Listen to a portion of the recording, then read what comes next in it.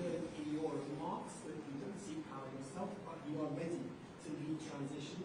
And as we're speaking now, quite rapidly, quite concrete terms, what function exactly do you envisage for yourself? Possibly as a temporary president, as a prince even, Shah? Maybe it's time to start to make that clear. And also, just if I could ask one more question about some breaking news. You've probably seen that it's confirmed from both the Iranian and Israeli sides today that Evin prison, known to house many political prisoners as well as other prisoners in Tehran, has been bombed. Do you support the striking and targeting of such places which are not connected to the nuclear or ballistic programs? Thank you so much. Thank you so much. As I said, I'm stepping in to lead this transition. I don't believe I need a title to play that role. The important thing is to be someone who can galvanize the nation, unite as much as possible the majority of democratically minded secular forces within the opposition and the political spectrum, as I mentioned. But most importantly, how can we, post-collapse, step into that phase of transition, working together, of course, with many elements who are in Iran today, who will be joining us in that effort to make sure that we can stabilize the transition phase. As in the past few hours, as you mentioned, 2 other targets were hit, which from the point of view of Iranians have been part of the regime's means of repression all along. The base of the IRGC, that has been always an element of repression, together, even though you might think it's symbolic, but it's very meaningful, the doors of Evin prison, without harming the prisoners inside, but basically tearing down a wall. And to me, Evin is a prison within a prison, a regime that has taken our countrymen hostage from day one. So I think Iranians are seeing that. I can imagine right now a political prisoner in Evin prison, what he thinks about that. Our time is coming. Finally, all these moments, all these movements that people have tried to fight and died for, fighting an unequal war against an extremely repressive regime, now the regime is even weaker than it was yesterday, because 2 other instruments, one that incarcerates them, another one that strikes them, is being eliminated. I think these are things that are, in the view of our people, positive. And they know that this is not targeting our country, it's targeting our regime. Because the only war that matters here is the war that the regime is waging on the Iranian people. And we're talking about winning that war against them.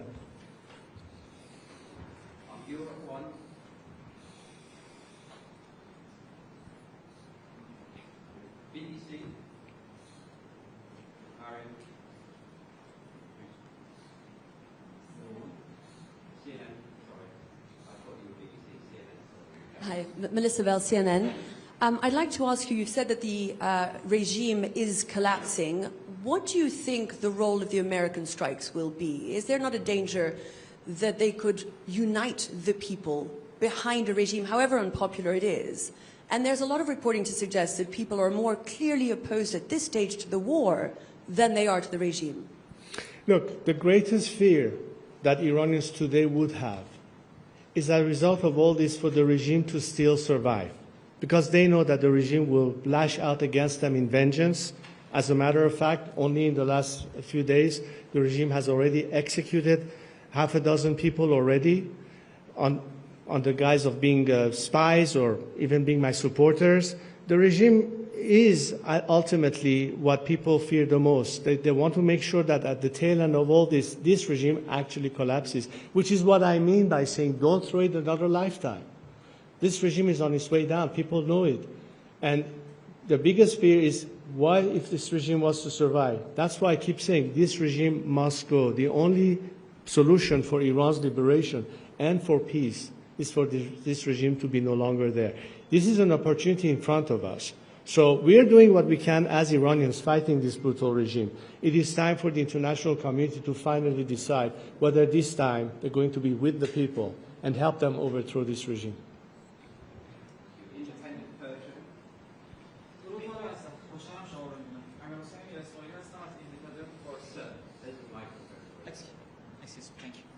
امیر حسین میراسماعیلی هم از ایندیپندنت فارسی. والا حضرت آقای ترامپ دیروز در شبکه اجتماعی خودشون نوشتن عظمت را به ایران بازگردانید.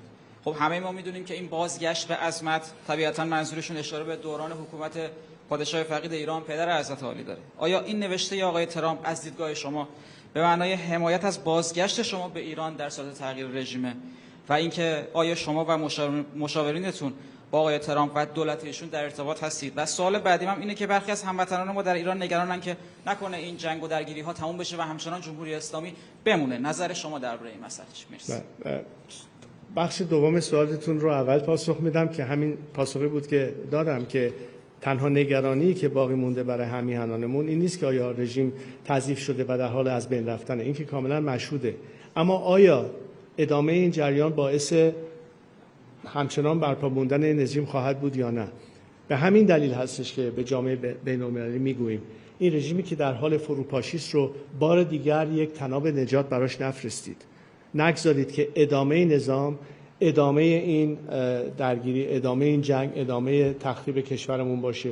این یک فرصت طلایی است که اکنون دنیا داره و از هر زمان دیگری این فرصت برای همیهنانمون پیش اومده که در با حال بر علیه رژیم بسیار سرکوبگر بایستی مقابله می‌کردن، ولی الان ابزار سرکوب رژیم تقریبا دیگه از بین رفته و این بهترین فرصته. و اما هر موضع‌گیری که یه رهبر سیاسی کشور دیگری در مقابل ایران میگیره بر اساس این هستش که ما همیشه گفتیم که تعیین سرنوشت و تکلیف آینده به دست مردم ایران خواهد بود. ما توقع نداریم از اینکه یک دولت خارجی بیاد و تعیین تکلیف بکنه برای ما. ما تنها چیزی که از اونها انتظار داریم این هستش که بدونن که جنگ اصلی ما با رژیمی است که مشکل رو نه تنها در مقابل مردم خودش ایجاد کرده بلکه برای جهان و از بین رفتن نظام هم به سود مردم ایران هست هم به سود جهان آزاد. اما آنچه که سرنوشت ایران رو تعیین خواهد کرد خود مردم ایران خواهند بود. برای همینه که روند تغییر دموکراتیک رو بر مبنای که نهایتاً یه رفراندوم ملی تعیین تکلیف خواهد کرد اون رو باز تقویت کنیم و اجازه بدیم که این مسیر دموکراتیک به درستی طی بشه.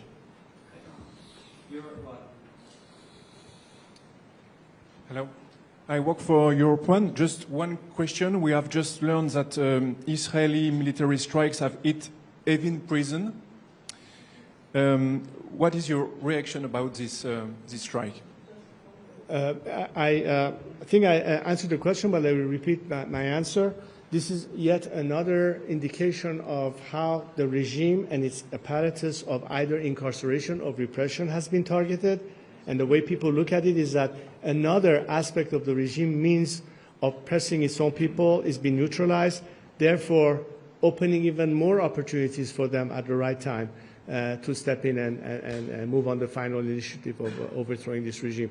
These are positive elements that the people see finally the end is near and gives them more encouragement that now we have a much better chance of succeeding because this regime no longer is, every day is losing more of its apparatus of repression. Thank you.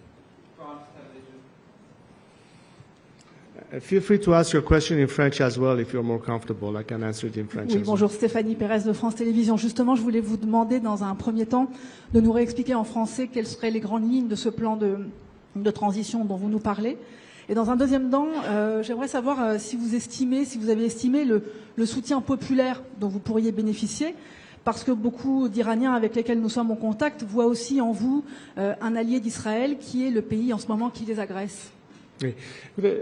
Je pense que, comme je l'ai expliqué tout à l'heure, la seule guerre qui existe, c'est la guerre du régime contre sa propre population. Pendant 46 ans, ce régime n'a fait rien que pour, mener la main de fer contre notre propre concitoyen, pour pouvoir exporter une idéologie à travers le monde, soutenir à travers le terrorisme et la menace nucléaire. Tout ceci n'est pas l'option finale pour délivrer ce pays, non seulement en vue de liberté, mais aussi de stabilité et de paix régionale.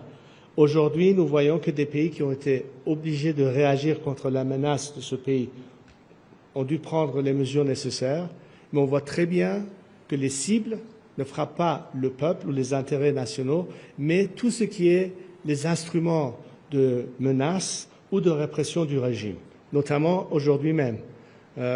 Le site frappé de Basij, qui est, comme vous savez, un des éléments que le régime a toujours utilisé pour la répression intérieure, ainsi que une des structures de gardiens de la révolution à Téhéran aussi comme méthode de répression. La porte de la prison de Evin, comme vous savez, où se trouve la majorité de nos prisonniers politiques, tout ceci montre que c'est ciblé envers l'affaiblissement du régime. Et l'interprétation nationale, ce n'est pas une guerre contre le peuple, mais c'est une guerre contre le régime qui est notre ennemi après tout. Et donc je pense que les Iraniens ne se sentent pas menacés comme si c'était une attaque, comme à l'époque de Saddam Hussein où l'Iran est entré en guerre avec ce pays. Mais le fait que c'est encore une fois un élément qui équilibre une chance pour le peuple de réagir, parce que tous ces mouvements que nous avons eus, y compris le mouvement de Femmes, Vie, Liberté après le meurtre de Mahsa Amini, l'une des craintes était mais comment pouvons-vous, au-delà d'un certain stade, vraiment se soulever contre ce régime de répression. Quand ils voient que tous ces éléments répressifs du régime et en même temps les régimes qui commencent à s'effondrer, c'est un élément qui leur donne espoir, qui leur donne courage, que finalement, après toutes ces victimes, avec tous ces sacrifices, nous allons finalement avoir une opportunité pour le soulèvement final.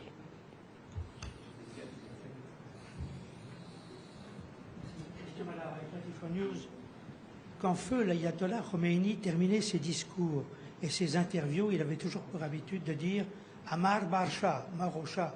Est-ce que vous, 46 ans après, vous dites Amar Bar Khomeini?